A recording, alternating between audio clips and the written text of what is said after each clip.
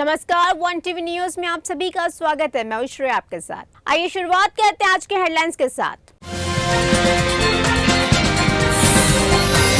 प्रधानमंत्री नरेंद्र मोदी आज परीक्षा पे चर्चा कार्यक्रम में छात्रों, शिक्षकों और अभिभावकों से परीक्षा के तनाव को कम करने के उपायों पर चर्चा करेंगे।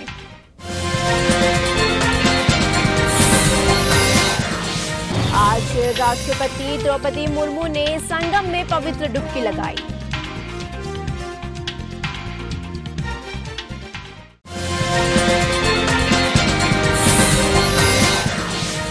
दुनिया भर में आर्टिफिशियल इंटेलिजेंस की बढ़ती लोकप्रियता के बीच आज सोमवार से फ्रांस की राजधानी पेरिस में होने जा रही है शुरुआत।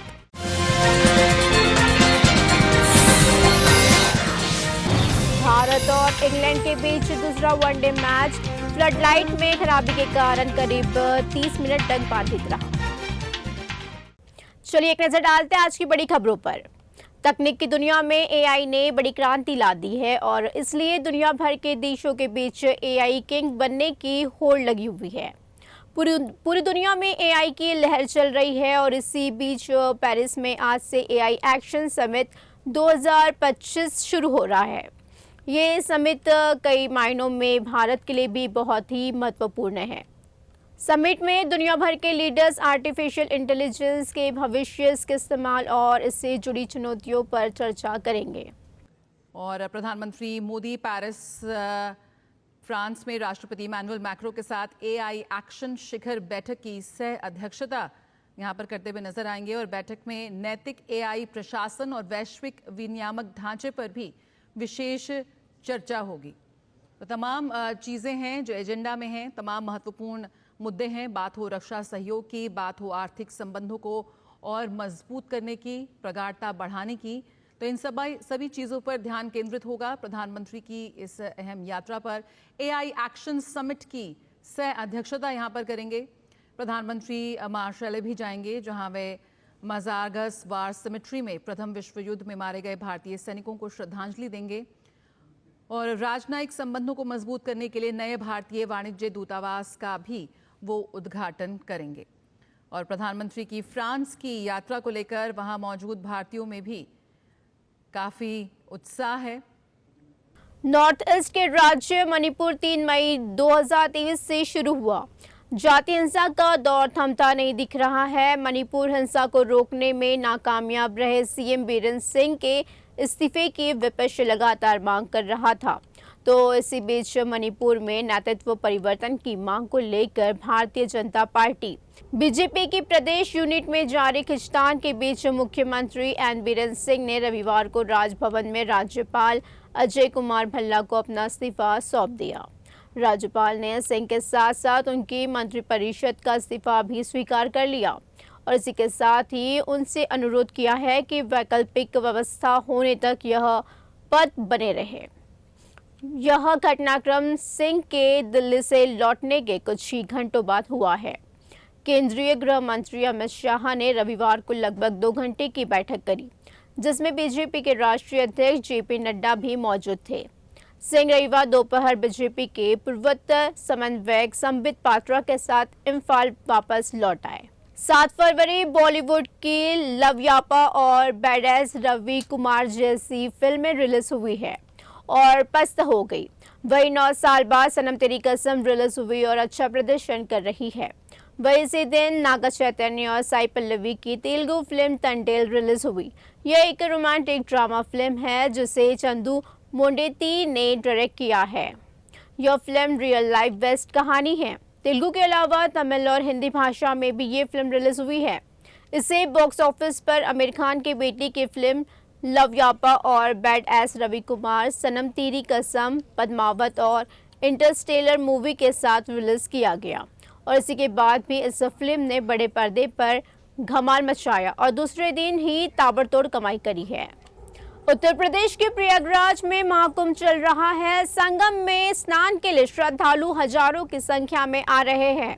आज सुबह 3 बजे से स्नान जारी है जिसके चलते प्रयागराज आने और जाने वाले रास्तों पर जाम देखा जा रहा है। सड़कों पर वाहनों और पैदल चलने वाले यात्रियों को मिनटों की दूरी घंटों में तय करनी पड़ रही है।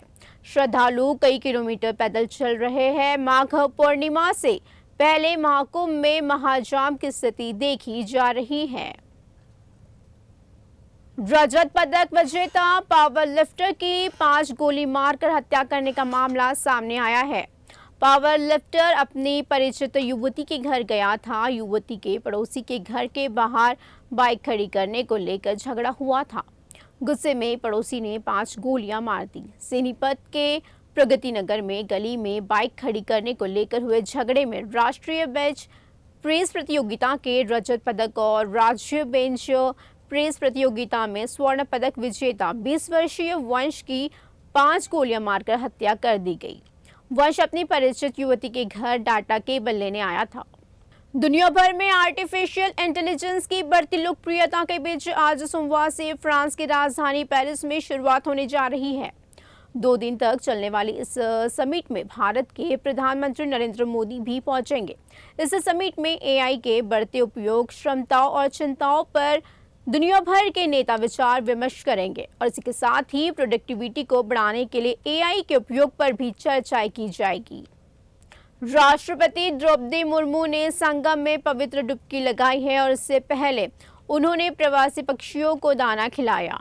महाकुंभ में आज भी श्रद्धालुओं की भीड़ उमड़ी है। राष्ट्रपति द्रौपदी मुर्मू ने संगम में पवित्र डुबकी लगाई।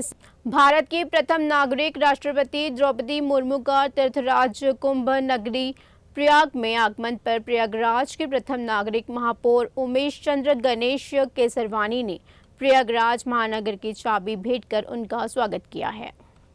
प्रधानमंत्री नरेंद्र मोदी आज परीक्षा पे चर्चा कार्यक्रम में छात्रों, शिक्षकों और अभिभावकों से परीक्षा के तनाव को कम करने के उपायों पर चर्चा कर रहे हैं। ये कार्यक्रम नई दिल्ली स्थित प्रगति मैदान के भारत मंडपम में सुबह 11 बजे से शुरू हो गया है। यह पीपीसी का 8वां संस्करण है और इस साल यह विशेष रूप से परीक्षा से संबंधित तनाव को कम करने पर ध्यान केंद्रित करेगा।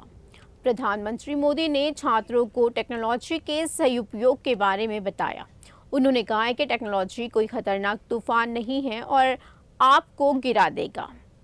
इनोवेशन आपकी भलाई के लिए है। टेक्नोलॉजी का सही तरीके से इस्तेमाल करें और अपने समय को बर्बाद करने वाली गतिविधियों से बचें। भारत और इंग्लैंड के बीच दूसरा वनडे मैच फ्लडलाइट में खराबी के कारण करीब 30 मिनट तक बाधित रहा है और इसको लेकर खेल मंत्री सूर्यवंशी सूरज ने रविवार को कहा है कि सरकार ओडिशा क्रिकेट संघ ओसीए से स्पष्टीकरण मांगेगी।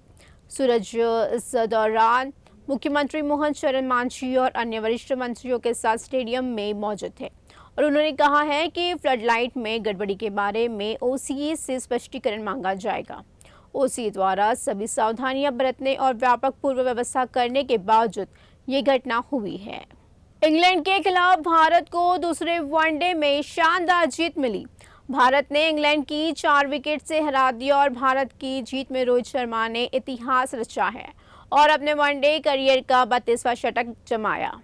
रोहित को उनकी शानदार 119 रन की पारी के लिए प्लेयर ऑफ द मैच के खिताब से नवाजा गया है। रोहित के अलावा शुभमन गिल ने 65 रन और श्रेयस अय्यर ने 44 रन की पारी खेली है और इसी के अलावा अक्षर पटेल ने नाबाद 41 रन की पारी खेली, जिसके दम पर भारतीय टीम ने लक्ष्य को 45वें ओवर में ही हासिल कर लिया। बता दें कि वनडे सीरीज में भारतीय टीम 2-0 से अजय बढ़त हासिल करने में सफल हो गई है। भारत की जीत के बाद रोहित ने शुभमन गिल की भरपूर तारीफ करी है। बता दें कि कप्तान रोहित ने गिल के साथ मिलकर पहले विकेट के लिए 136 रन की साझेदारी करी है, जिसने जीत की नींव रखी। रोहित ने गिल को दुनिया का सबसे बेहतरीन और क्लासी बल्लेबाज करार दे दिया है। खबरों में बस इतना ही। देखते रहिए 1 टीवी न्यूज़।